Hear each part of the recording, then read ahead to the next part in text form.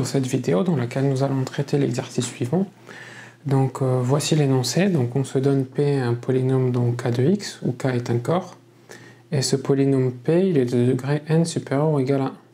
Donc première question, il s'agit de montrer que la K-algèbre quotient suivante est de dimension n. Et donc l'ensemble des xk, la classe des xk pour k allant de 0 à n-1 en est une base.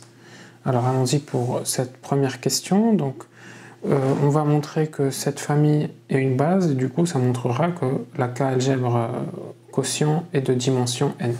Donc on va commencer par le fait que la famille suivante est génératrice. Donc on va montrer que la famille suivante est génératrice. Alors pour montrer que cette famille est génératrice, alors je l'ai mis ici au brouillon. Il faut montrer que quel que soit un élément dans l'ensemble quotient suivant, il existe alpha 0, etc. jusqu'à alpha n-1 dans K, tel que A s'écrit de la façon suivante. D'accord? Pour K égale 0, c'est 1, et donc c'est la classe de 1, et pour K égale n-1, c'est la classe de x n-1. D'accord? Donc allons-y, soit A appartenant à K de x quotienté par l'idéal engendré par P. Donc on veut montrer ceci. Donc déjà A il est dans K de x. Donc A appartient à K de x. Donc on va effectuer la division euclidienne de A par P. Donc P il est de degré n. Donc ça nous dit quoi? Ça nous dit qu'il existe Q et R appartenant à K de x tel que quoi? Tel que A égale PQ plus R avec degré de R strictement plus petit que le degré de P. Alors ici, le degré de P, on sait qu'il vaut n, d'accord? Ici, donc c'est dans l'énoncé, le degré de P, il vaut n. Étant donné que le degré, c'est un entier, ça veut dire que le degré de R est inférieur ou égal à n-1. Très bien, donc on va passer ici modulo P. Donc cette égalité, on va la passer modulo P. Ça va nous donner quoi? Ça va nous donner la classe de A modulo P est égale à la classe de PQ plus R. Alors c'est là qu'on va avoir besoin des opérations. Donc j'ai mis un petit rappel des opérations sur l'ensemble quotient suivant. Alors par définition, on a deux opérations internes pour la structure d'anneau, une opération externe pour la structure d'espace vectoriel. Alors voilà comment on définit le plus, d'accord? On le définit à l'aide de ceci.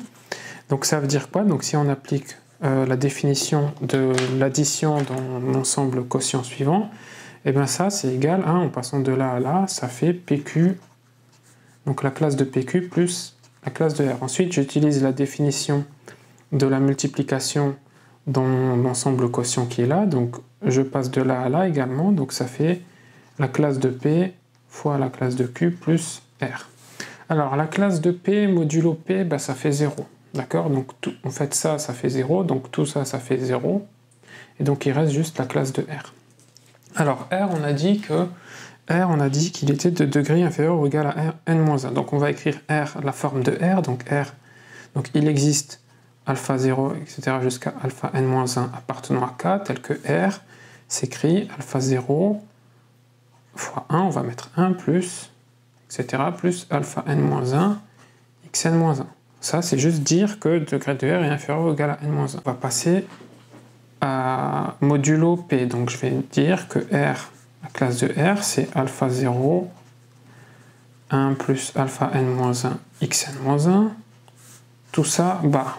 Alors, j'applique à nouveau la définition de l'addition, mais de là à là, d'accord? Donc, j'applique la définition de l'addition, donc K de x sur P, donc ça fait alpha 0, 1 plus alpha n-1 xn-1 bar. Ensuite, là, je vais utiliser cette fois-ci l'opération externe, d'accord? Donc je sais que je vais appliquer ça, si vous voulez, dans ce sens-là. D'accord? Donc ici, donc je vais avoir alpha 0 fois 1 plus alpha n-1 xn-1. D'accord? J'applique exactement ça. Donc ça, c'est la définition de l'opération externe, donc multiplication par un scalaire. D'accord? Très bien, donc ça me dit quoi? Bah, ça me dit exactement que donc R, bah, on vient de montrer que c'est égal à A, donc en fait ça c'est A, donc on vient exactement de montrer que il existe alpha 0, etc. jusqu'à alpha n-1 dans K, tel que A s'écrit de cette façon-là. Donc la famille qui est là, elle est bien génératrice. Montrons qu'elle est libre. Donc allons-y pour la liberté. Donc on va considérer une combinaison linéaire nulle. Donc je rappelle que c'est en tant que K algèbre. D'accord? Donc on va prendre des scalaires dans K. Donc on considère alpha 0, alpha 1, etc. jusqu'à alpha n-1 dans K, tel que alpha 0, 1 plus alpha n-1 xn-1 égale 0. Donc là, à nouveau, je vais utiliser la définition de la multiplication externe. Et donc, cette fois-ci, je vais l'appliquer dans ce sens-là. D'accord? Donc ça va être alpha 0, 1 plus alpha n-1 xn-1 bar égale, pardon, ici c'est la classe de 0. Et donc, cette fois-ci, je vais appliquer donc l'addition dans ce sens-là. D'accord? La définition de l'addition dans l'espace quotient, ça fait alpha 0, 1 plus alpha n-1 xn-1, le tout bar, égale la classe de 0. Alors tout ça, donc c'est modulo P. Donc ça veut dire quoi? Ça veut dire que P, donc le polynôme P divise le polynôme qui est là, donc sans la barre qui est là.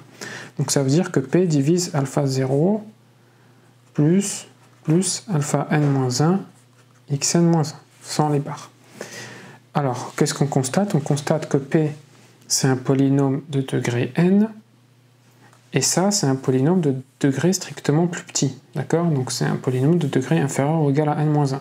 Donc P ne peut pas le diviser, sauf si ce polynôme-là est nul. C'est-à-dire, donc ça 0 plus alpha n-1 xn-1 égale 0. Il n'y a pas d'autre choix. Et donc en identifiant, ça veut dire, donc ici on considère que c'est le polynôme 0 fois 1 plus 0x plus etc. plus 0 xn-1. Et donc en identifiant les coefficients, ça veut dire que alpha 0 égale 0 égale alpha n-1. D'accord? Égale 0. Donc on va enlever ici le 0 pour pas s'embrouiller. Donc voilà. Donc on a montré que si on a une combinaison linéaire nulle, tous les coefficients là, alpha 0 jusqu'à alpha n-1 sont nuls, et donc la famille est libre, et donc on a bien montré que cette famille est une base, et donc par conséquent que la K-algèbre quotient est de dimension n. On se retrouve tout de suite pour la question petit 2. Voilà, donc on se retrouve pour la question 2, donc j'ai remis l'énoncé à côté pour l'avoir sous les yeux. Donc on doit montrer que les propriétés suivantes sont toutes équivalentes. Donc on va commencer par montrer que A implique B, ensuite B implique C, ensuite C implique A, et donc on aura fait le tour. Alors, A implique B. A implique B, donc il faut montrer que si l'ensemble quotient suivant est un corps, alors l'anneau quotient K de X sur P est intègre. Alors ça c'est évident parce qu'un corps est un anneau intègre, donc ça c'est bon. Donc oui, donc ça c'est bon car un corps est un anneau intègre. Car un corps est un anneau intègre. Alors on va montrer maintenant du coup que B implique C. Alors, plutôt que de montrer B implique C, on va montrer que non C implique non B. On a très bien le droit de faire ça. Donc on va montrer que non C implique non B. Donc non C, c'est le polynôme P irréductible. Et non B, c'est l'anneau quotient n'est pas intègre. Donc allons-y. Donc non C, c'est quoi? C'est le polynôme P irréductible. Donc on va écrire l'hypothèse. Donc P irréductible.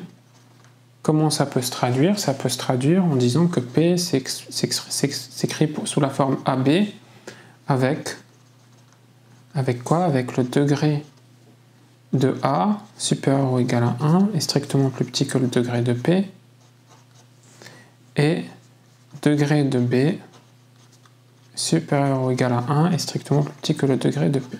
Ça, c'est exactement dire que P est réductible, donc ça, c'est la définition. Alors, on va passer modulo P ici, donc ça donne la classe de P égale la classe de AB. Alors, la classe de P modulo P, ça, c'est 0. Et donc ici, par la définition de la multiplication interne dans l'ensemble quotient, qui est là, bah ça, c'est A bar fois B bar. Donc, au final, on obtient AB égale 0. D'accord? Donc, si l'anneau est intègre, ça veut dire que A égale 0 ou B égale 0. Donc, on va montrer que l'anneau n'est pas intègre, c'est-à-dire qu'en fait, on a AB égale 0, la classe de AB, la classe de A fois la classe de B égale 0, alors que les deux, là, sont différents de 0. Alors, pourquoi A est différent de 0 et B différent de 0? Alors, on va justifier ça rapidement.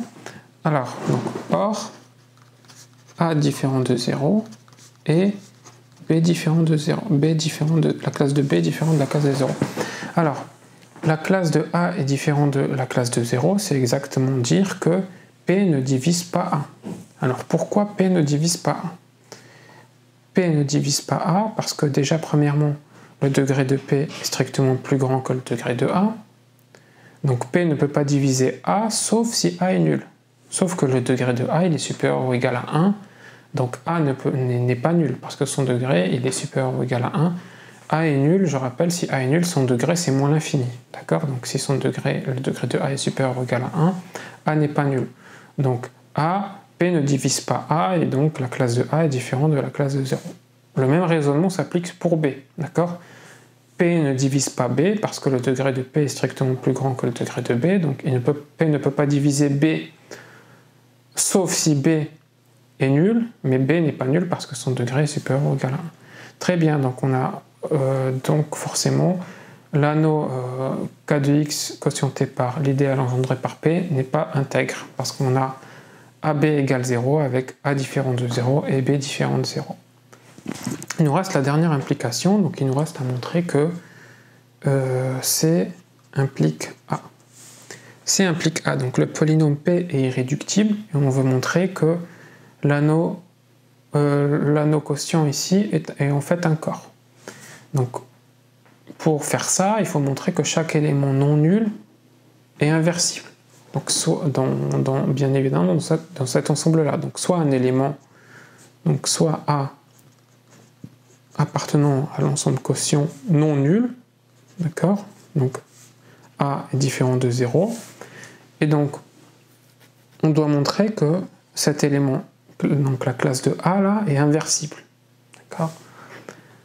Allons-y, donc pour vous montrer ça, ça ne va pas être bien compliqué, donc A est différent, la classe de A est différente de la classe de 0, de la classe de 0, ça se traduit exactement comme ici, que P ne divise pas A. P ne divise pas A. Donc P ne divise pas A, ça se traduit exactement de là.